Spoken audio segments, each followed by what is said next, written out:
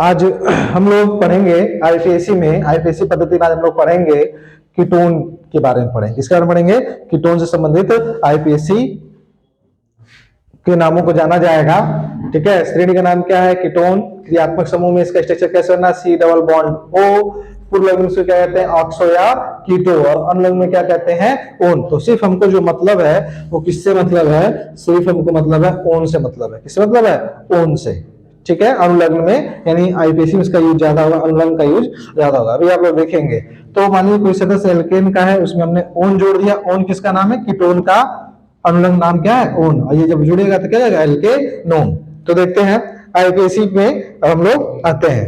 ठीक है, मान लीजिए इस तरह दे दिया गया आपको CH3 CO और ये हो गया CH3, हो गया CH3 CO CH3। अब इसका दे देगा कि आईपीएससी नाम बताइए पेपर में। ठीक है, या यही स्ट्रक्चर इस तरह से पेपर में आपको दे देगा।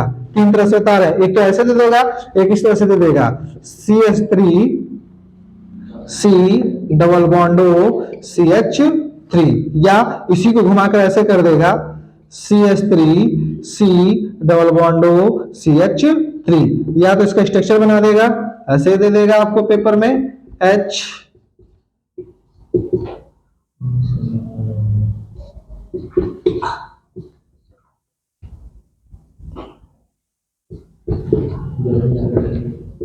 देखिए तीन तरह से दे सकता है, इतने है। या तो ऐसे बना के दे देगा, ऐसे पूछ देगा, या तो ऐसे दे देगा, इस तरह से भी हो सकता है, इस तरह से भी हो सकता है, या इस तरह से भी दे देगा।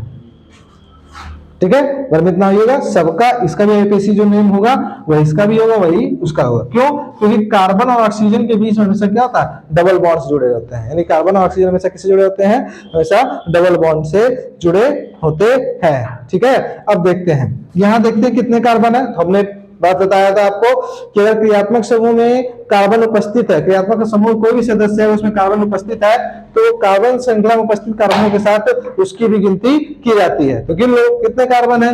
1 2 और 3। 3 है ना? कितने? 1 2 और 3। तो 3 क्या कहते हैं? C3 क्या कहते हैं? मैंने बताया पिछली वीडियो में, C3 कहते हैं प्रोप। क्या कहते हैं? प्रोप। तो प्रोप लिख लो। ठीक, सिंगल बॉन्ड है तो क्या लिखोगे? N लिख लोगे। ठीक, अब ये क्रियात्मक समूह क्या है? CO है, इसको क्या कहेंगे? CO को क्या कहते हैं? अनुलग्न में ओन कहते हैं। क्या लिख देंगे? ओन लिख देंगे। क्या लिख देंगे? ओन।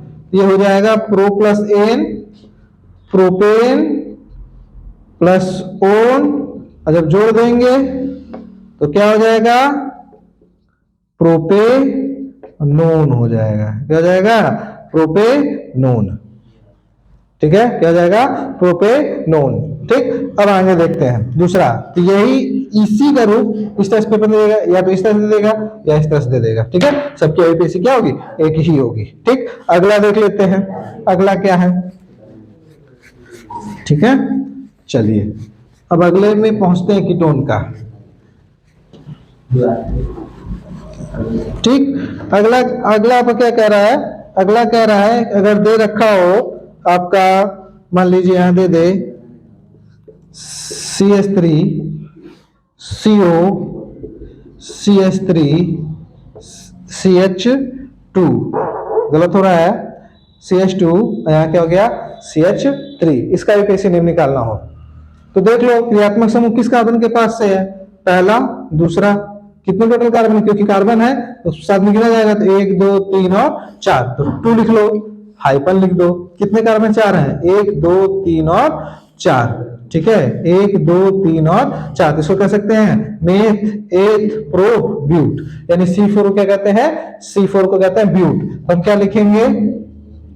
ब्यूट लिख लेंगे। क्या लिख लेंगे? ब्यूट प्लस एन प्लस, तो या तो समूह नाम लिखेंगे तो CO क्या कहते हैं? CO क्या कहते हैं हम लोग में? ओन कहते हैं। हमने क्या लिख दिया? One. 2 hyphen but plus ene, तो क्या जाएगा? ब्यू 10 हो जाएगा, प्लस ओन। तो बस ओन है ना, तो किसकी मात्रा हो रही है? O की मात्रा हो रही है। ये जो देख रहे हो उसको मैंने ट्रिक रूप में बदल दिया किसमें? O की मात्रा में, और यही मात्रा किस पे आके लग जाएगी, न पे लग जाएगी, यानी क्या हो जाएगा, ब्यूटेनोन। क्या हो जाएगा, ब्यूटेनोन। हो गया। इसमें ऐसे ही पूछता है पेपर में, ठीक है। अब इसका कन्वर्ट कर दें, अगर दे दे हिंदी, अगर आईपीएससी में दे दे उसका स्ट्रक्चर बनाना हो तो कैसे बनाएंगे उसको जरा देख लेते हैं, ठीक है। तो थोड़ा ध्यान दीजिएगा। अब आगे देख लेते हैं। अब मान लीजिए अगर कोई पेपर में ऐसे आ जाए, कह दे 3 पेंटेनोन, हो गया, पेंटेनोन, इसको तोड़ना है तो पहले 3 लिख लो, पेंट यानी पेंट लिख लो,